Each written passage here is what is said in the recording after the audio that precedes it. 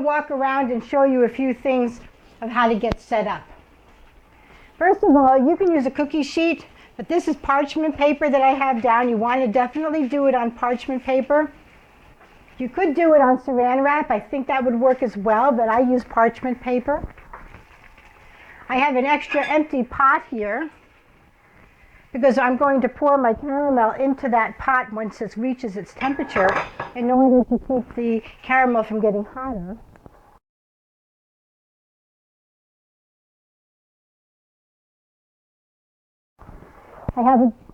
This is a net that I'm going to put down on my table, so when I put the hot caramel down, it'll have some place to sit.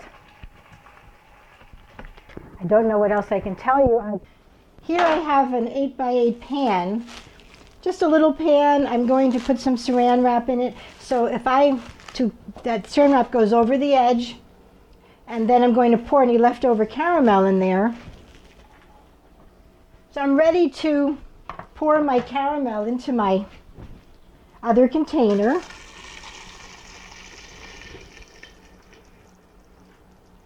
You should have a spatula on hand so you can scrape out your bowl, your pot. But just be careful. You don't want to scrape up along the sides of your pot. You just want to scrape the very bottom. That just has to do with crystallization. You don't want to get candy the candy that cooks up on the side into your caramel. So now we're ready to start. So when you dip a caramel pretzel rod, put it in sideways and be careful, give it a spin, okay? You don't want too much caramel on because it's going to flow. As you see, the caramel is very liquid right now because it's very hot. And when you pull it out, don't be bending it up like that because it will break. When you put it in, just give it a spin. Try to keep it down as much as you can, because if you bend it up, it will break. And then set it on your rack. Give it a little bit of a scrape because it will flow. You'll see the caramel will flow out from the pretzel as it cools. This looks like very nice caramel.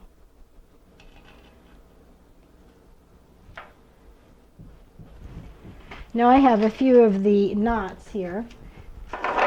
I'll show you some of those too. Now when you dip a knot, be very careful. I'm only dipping, there's 3 circles on a knot. I'm holding this one and I'm not dipping that part at all because this is very hot. I don't know how many times I can say that. It's 248 degrees, at least when I took it off the stove. So do the same thing. Don't turn them up because they'll break. Go quickly because the caramel, as you see, it's already getting a little bit thick. Here's a couple of little pieces which you'll do the same thing with. I'll show you that. These are just a couple of pieces here. So what I'll do is, you always want to dip the open end of your pretzel where it's broken because that will cover that.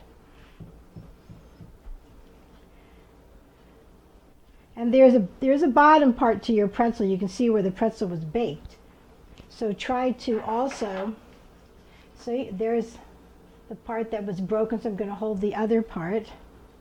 Dip it in. Be careful. Yeah, I know you want to get a lot of caramel on your pretzel, but do not touch that. So I'm going to go ahead and finish up what I've got. Some of them will be smaller, but that's fine. These are just broken pretzels. You'll make little gift bags. Actually, they're really wonderful because they're smaller and people can really enjoy the whole thing rather than going, oh, this is very rich and I'd save the rest for later. I want to show you real quick how the caramel does flow out from the pretzel. See, it almost fills in the holes. When you're all done dipping the pretzels into the caramel, you're going to put them up on a rack. Another thing you really want to do is take every once in a while, you want to scrape. This is a nice clean pot, so you can go all the way around the edges, and you can even scrape the inside down a little bit just to keep all that caramel down there and hot.